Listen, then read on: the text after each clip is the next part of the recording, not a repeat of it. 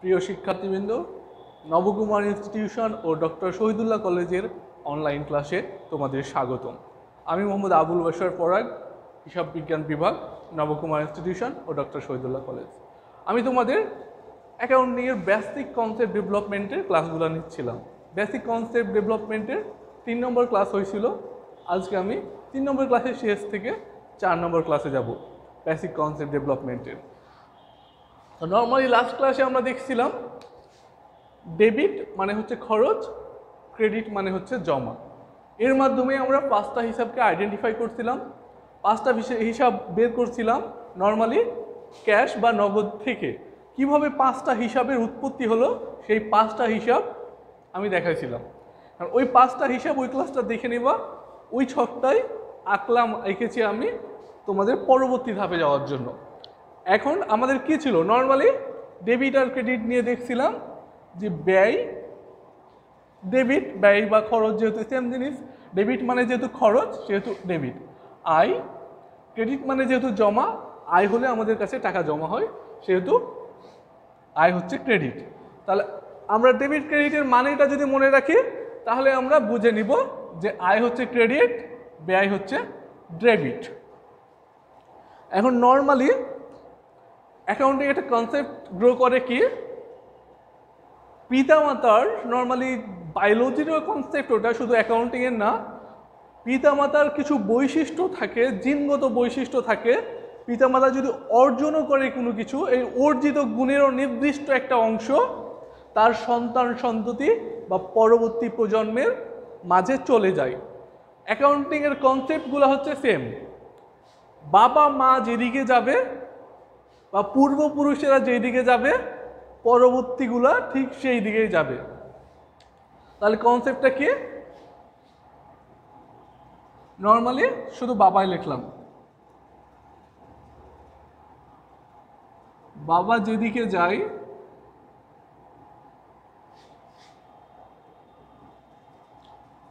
সন্তান ও সেদিকে যায়।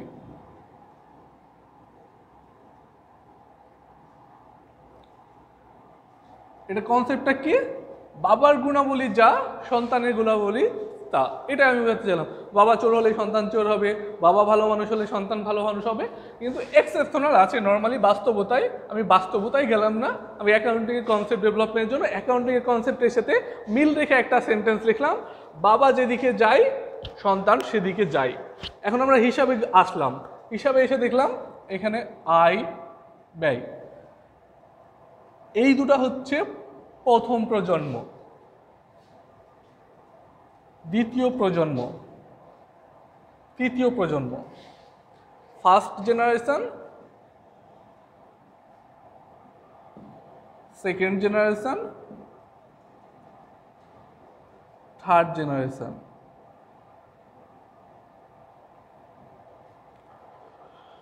নর্মালি তাহলে এটাকে যদি ডান পাশেরটাকে যদি বাবা ধরি তাহলে এর ছেলে হচ্ছে এইটা,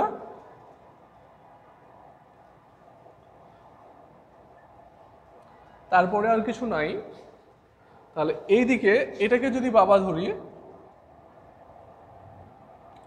তাহলে এটা হচ্ছে ছেলে আর এটা হচ্ছে ছেলের ছেলে, মানে নাতি বা পুতি আমরা যাই বলি না কেন। তাহলে ওই কনসেপ্টের সাথে মিলালাম।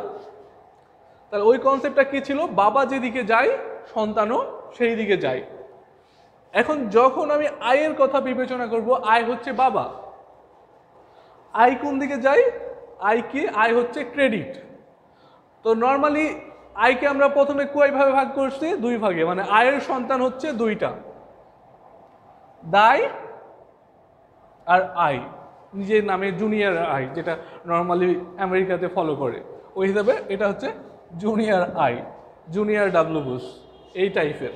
তাহলে আয়ের ছেলে হচ্ছে দায় আর আয়, একবার আর বারবার এই ছকটা মনে থাকলেই আমরা বুঝে নেব যে আয়ের ছেলে হচ্ছে দায় আর আয়, আর দায়ের ছেলে মেয়ে হচ্ছে মূলধন আর দায়।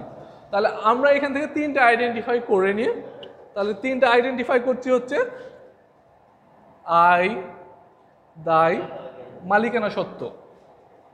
তাহলে সিরিয়াল মেইনটেইন করে আয় থেকে কি আসছে দায়, দায় থেকে আসছে মালিকানা সত্ত্ব বা মূলধন। আমরা এটা ব্রেনের সাথে মিলাই নিই। আয় থেকে দায় আসে, দায় থেকে মালিকানা সত্ত্ব বা মূলধন আসে।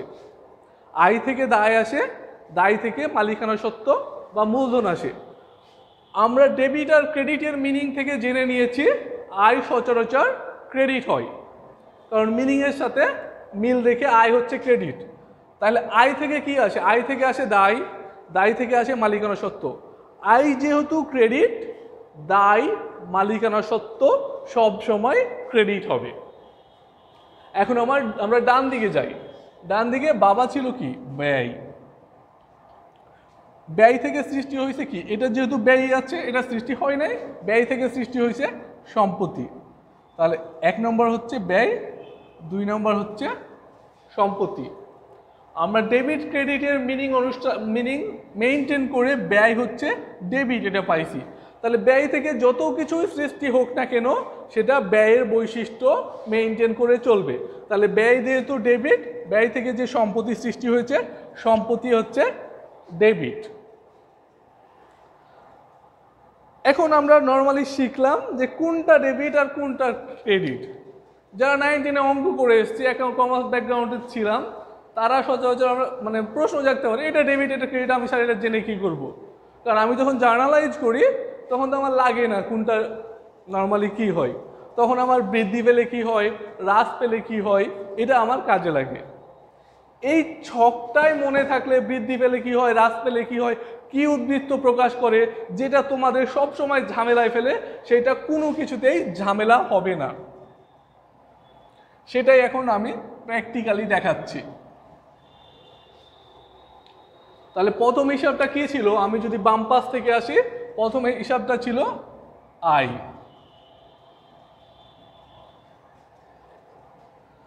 তারপর আয় থেকে কিসের সৃষ্টি হয়েছিল? আয় থেকে দায়ের সৃষ্টি হয়েছিল।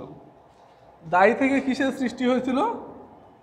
মালিকানা সত্ত্ব বা মূলধন।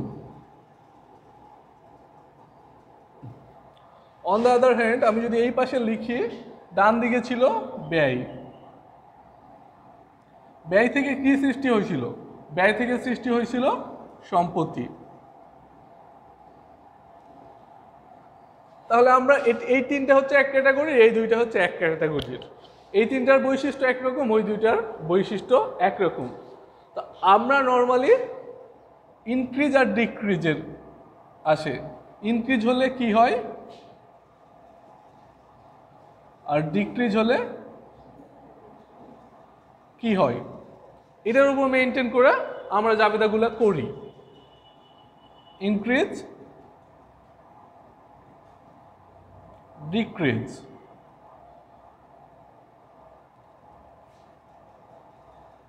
Increase, decrease. ইনক্রিজ মানে হচ্ছে বৃদ্ধি, আমি বাংলাটা লিখলে আমরা সবাই আমরা জানি ইনক্রিজ মানে হচ্ছে বৃদ্ধি, ডিক্রিজ মানে হচ্ছে হ্রাস।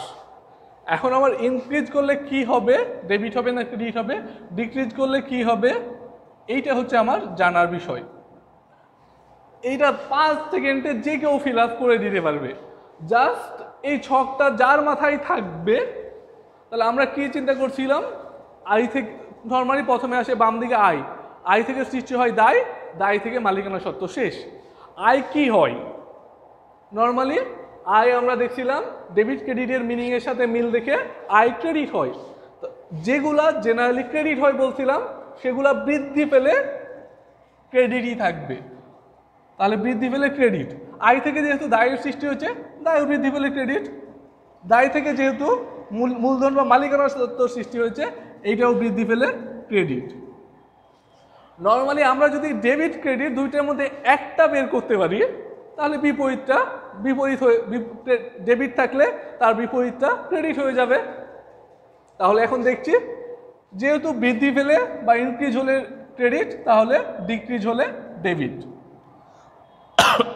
এটা যেহেতু বিপরীত, এটা ডেবিট। এটা যেহেতু বিপরীত, এটা ডেবিট। এখন এই পাঁচটা আমাদের মুখস্থ করতে অনেক কষ্ট হয়েছিল, এখন আর মুখস্থ করা লাগবে না। এখন পরের দুটাতে যাই। পরের দুটা ইনক্রিজ ডিক্রিজ, সম্পত্তি ইনক্রিজ ডিক্রিজ। এখন ডান দিকে আমরা দেখছিলাম আগের ছকে আসলে মানে মিনিং এর সাথে মিল রেখে ব্যয় সব সময় ডেবিট হয়, মানে ব্যয় ডেবিট। তাহলে ব্যয় যেহেতু ডেবিট, ইনক্রিজ পেলে ওইটা ডেবিট হবে, সম্পত্তিও ডেবিট, ইনক্রিজ ফেলে ডেবিট হবে। বিপরীত পাঁচটা ক্রেডিট দিয়ে ফিল আপ করে দিলাম আমি। তাহলে পাঁচটা হিসাবের কোনটা কিভাবে ডেবিট হয় কিভাবে ক্রেডিট হয় এটা আমরা দেখলাম। আশা করি এই সিস্টেমটুকু ফলো করলে কারো কোনো ভুল হবে না। এখন অনেক সময় আমরা দেখি কোন হিসাবগুলো কোন উদ্বৃত্ত প্রকাশ করে, মানে এগুলা কোথায় বসবে, এইটা জানার উপর ডিপেন্ড করে আমরা ব্যালেন্স শিট করবো কিভাবে, রেও মিল করবো কিভাবে। এইটুকুই মানে জাস্ট জানলে ব্যালেন্স শিটে কিভাবে পোস্টিং হবে, রেও মিলে কিভাবে পোস্টিং হবে হয়ে যাবে। কোনগুলা কোন উদ্বৃত্ত প্রকাশ করে। নর্মালি আয়কে আমরা প্রথমে কি বলেছিলাম, আয়কে বলেছিলাম মিনিং এর সাথে মিল রেখে ক্রেডিট, ব্যয়কে মিনিং এর সাথে মিল রেখে ডেবিট। এই থেকে যা সৃষ্টি হয়েছে সব তো সেম আচরণ করবে। মিনিং এর সাথে মিল রেখে যেটা ছিল ব্যালেন্স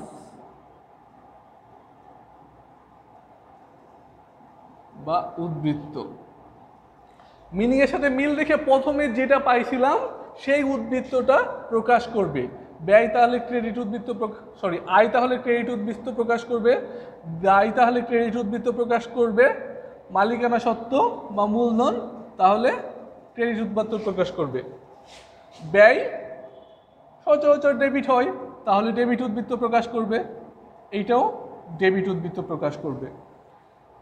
আমাদের অ্যাকাউন্টিং এর বেসিক কনসেপ্ট বলতে এইটুকু যদি কারো মাথায় ঢুকে তাহলে ওর জার্নাল করতে কোনো প্রবলেম হবে না। আমাদের জার্নাল, লেজার, ট্রায়াল ব্যালেন্স এগুলো যেখানেই পোস্টিং দিই না কেন এই বেসিক জিনিসগুলো লাগবে ফাইনাল অ্যাকাউন্ট পর্যন্ত। এইগুলো মাথায় যদি কারো ভিতরে ঢুকে যায় খুব সহজেই সব ধরনের অঙ্ক সে বুঝতে পারবে।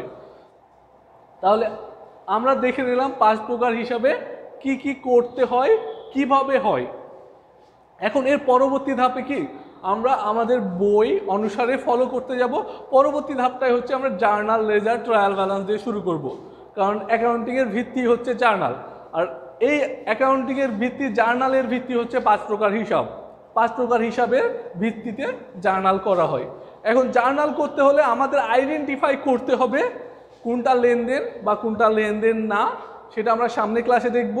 তারপর লেনদেন আইডেন্টিফাই করার পর যদি লেনদেন হয় তাহলে দুইটা পক্ষ আইডেন্টিফাই করতে হবে।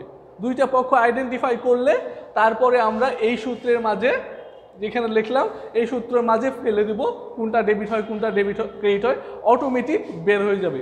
তাহলে আমাদের কাজ হচ্ছে কোনটা লেনদেন না আইডেন্টিফাই করা, এবং তারপরের কাজ হচ্ছে দুইটা পক্ষ।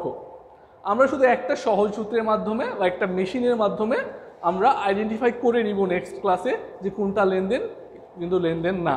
তারপর সেটাকে দুইটা পক্ষে ভাগ করব, কারণ যে কোনো লেনদেন হলে দুইটা পক্ষ থাকতে হবে। পক্ষ দুটা, একটা ডেবিট হবে একটা ক্রেডিট হবে। এইটুকুই করলে অ্যাকাউন্টিংয়ের জার্নালের সব প্রবলেমগুলো ক্লিয়ার হয়ে যাবে। আশা করি জার্নাল নিয়ে তোমাদের কোনো প্রবলেম থাকবে না। তো আজকের ক্লাস এই পর্যন্ত। ভালো থাকো, সুস্থ থাকো। সামনের ক্লাসের পূর্ব পর্যন্ত এই কামনায় আমি আবুল বাশার পরাগ।